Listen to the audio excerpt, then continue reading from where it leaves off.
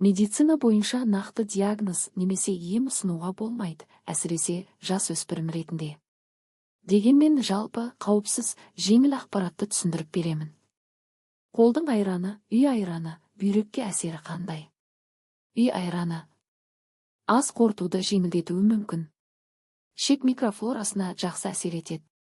Кальций мен ақуыз береді. Бүйрекке тікелей ем болып саналмайды.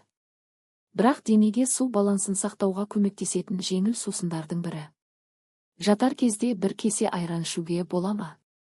Жалпы, көп адамға зиянсыз. Аш қарында жеңіл қабылданады. Тыныш ұйықтауға көмектесуі мүмкін.